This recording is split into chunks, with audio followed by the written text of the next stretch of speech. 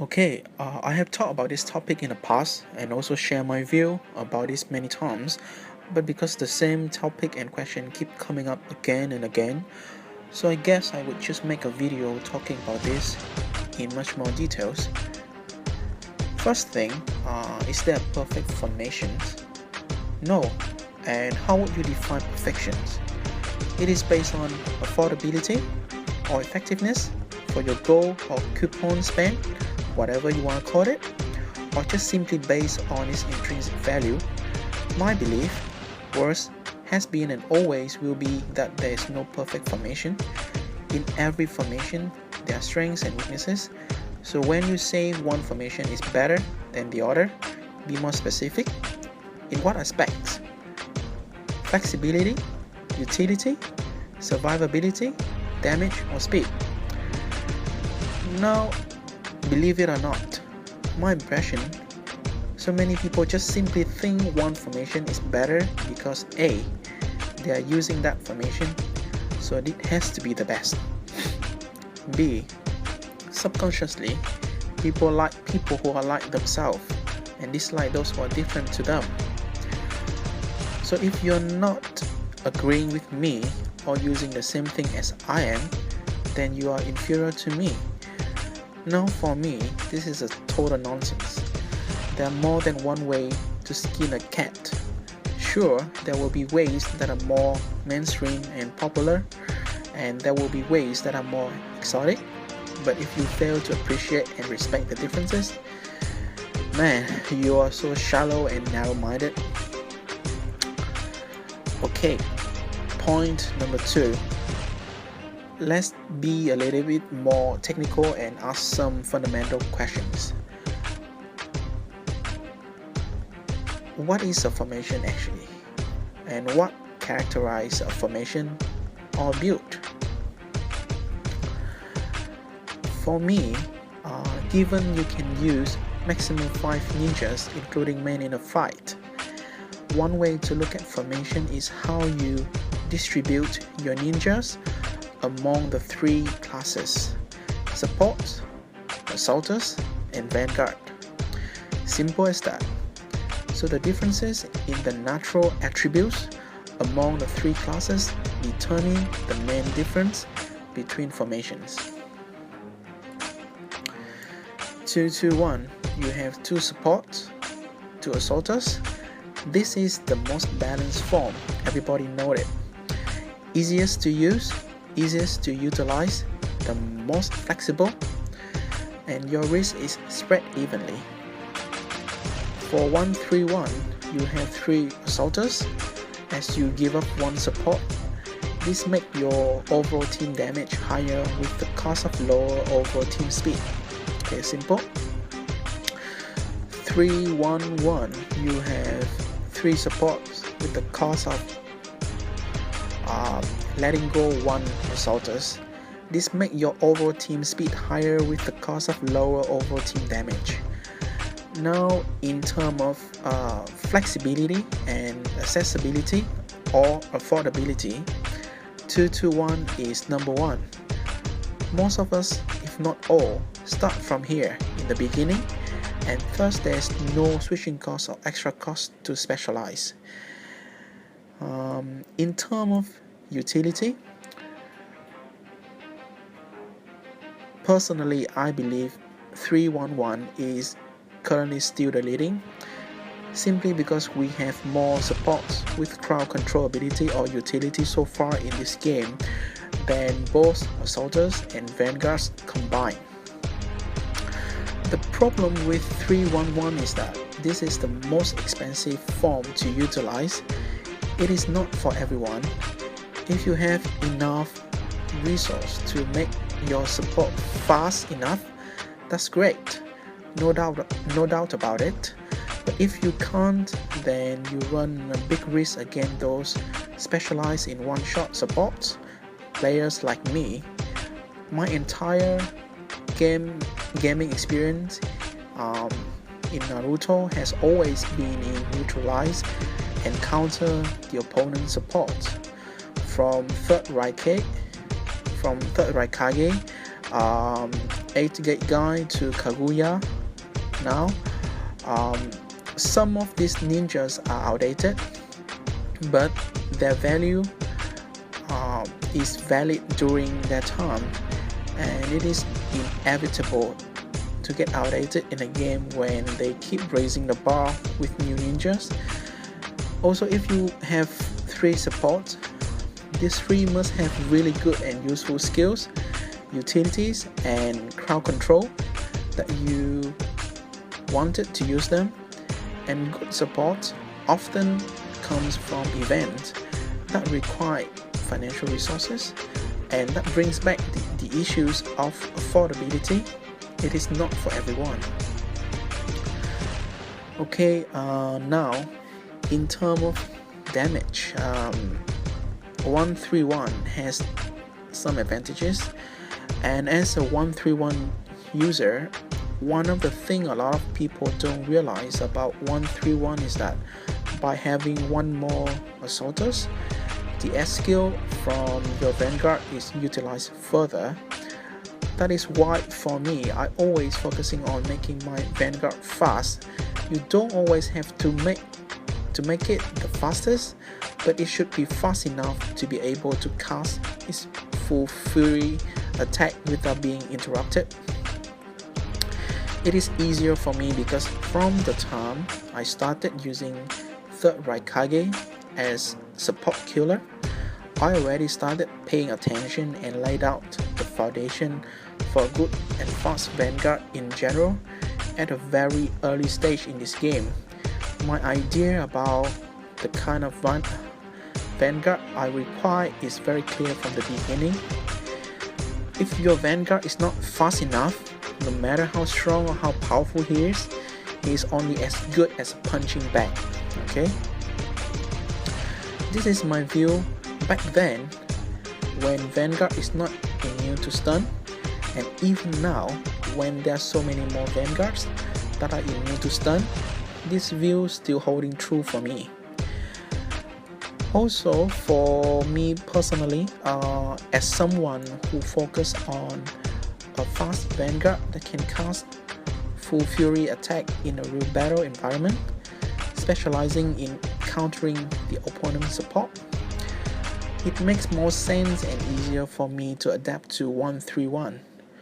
Why? I can further utilize the add from my Vanguard, and as a support killers, I have extra advantages against other players who are also support killers. So not only I can counter support, I can actually counter those who counter my support. Well, so this is basically the shorter version to explain how I naturally adapt to the 131, and hopefully can somehow explain why it is easier for me to adapt and make it work. The same idea for any other type of formation. If you're not crystal clear on how your strategy is gonna work and how to properly build it, also having the resource to build it, it won't work for you. Okay, so far we have been talking about looking at formation based on the difference in attributes among the 3 classes. What else can characterize a formation? The uniqueness of a ninjas you are using, how you are arranging resources between your ninjas. Now, this brings up a very important idea for me. You can only have a limited number of formations, name it 221, 311, 131, 320, 230, but you can probably have an infinite number of builds. Even within the same type of formation, using the same ninjas, just by changing the speed order and which one would be your leading character, the complexity will just increase exponentially, and you can have so many different builds from an original setup. This for me is a very important idea because it makes you look at things differently on how you should build your team over time. A good build is ultimately and essentially what will determine whether or not you can win a fight.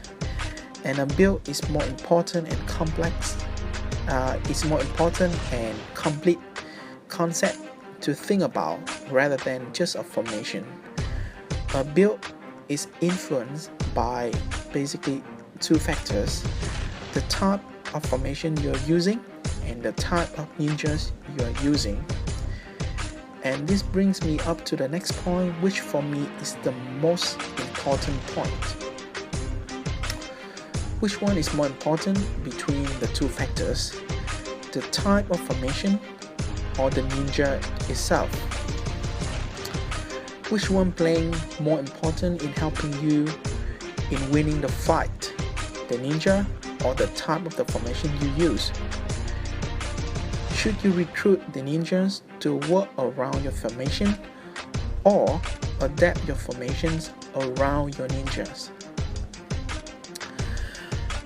Now, here is my personal intake in this topic. You can have a different view, which is okay. It is just to say that people can have different styles of playing and different ways of looking at things, and it's still cool. For me, it is the ninjas that play a more important role in winning the fight, rather than the types of formations. And this applies in both PvE and PvP. For example, in PvE, if I need 3-eye Madara to clear 10 stages in lab, for example, it doesn't matter that much if I use him in a 2-2-1 setup or 3-1-1 setup. And you can find a lot of examples like that on YouTube nowadays. Seen a lot more players start sharing their progression online for a same stage. Different players can use different builds to clear, but if you look closer and look for common factors, a lot of times it all boils down to a ninja or ninjas with very similar skills that play the most important role in helping you to clear that stage. For PvP, well, I always believe over 90% of the time you just need 1 or 2 leading characters in your team that you build well to help you win the fight, and you don't need that many fancy combinations or combos to overkill. 1 or 2 deciding factors are enough. It is economically cheaper that way to have 1 superstar in a team and 4 other mediocre, rather than having 5 good ninjas and none are extremely good. And as I said, this is 90% of the time. On rare occasions, you may have to spread things out a little bit.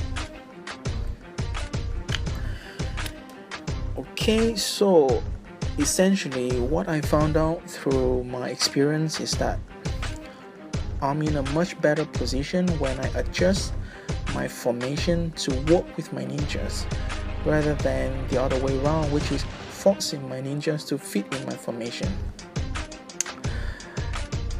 Let's just take another analogy, like designing a menu in a restaurant, where the menu is your formation and the ninjas is your ingredients. Now, most people think that you write and design your menu first, then go to the market and buy the ingredients, then cook it. And it is actually wrong. It's just not a very good, perceptions to have. In fact, most professional kitchen would go with seasonality, and what they do is actually they go out to check what are available and in season first.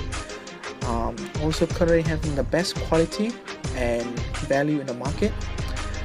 Perhaps you want to cook salmon, for example, but if at this time of the year the salmon is at its worst quality, then no matter how beautifully designed your dish or your menu is, or how good is your cooking, your dish isn't gonna be that great. Okay, so after knowing what are available around you, then you start to design your menu given the best ingredients. Okay, I believe the same process should be applied in building up your team. Now, it is not to say that the ninjas will dictate your formations, but your build is more ninja led rather than formation led.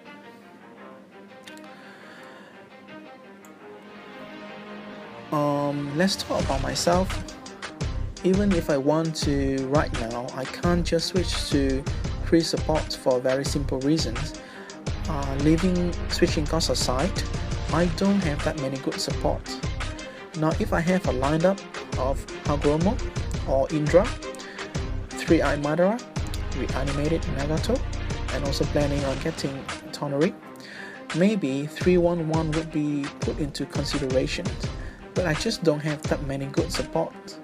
So why should I adapt to a build that employ my weakest ninjas? On the other hand, I have a good collection of assaulters that can provide important utility both as event ninjas and free ninjas like upgraded Minato, Kaguya, reanimated Silvers. So it is naturally better for me to consider going with going between 2 or 3 assaulters, as simple as that. I hope this video will address a lot of questions you're having for a long time. Why did events use this? Why even didn't use that? And also, I don't want to be engaged in any pointless debates or discussion on which formation is better, when it is always in my heart that first of all, you don't have a one-size-fit-all perfect build, and second of all, it is more about the ninjas rather than the formation.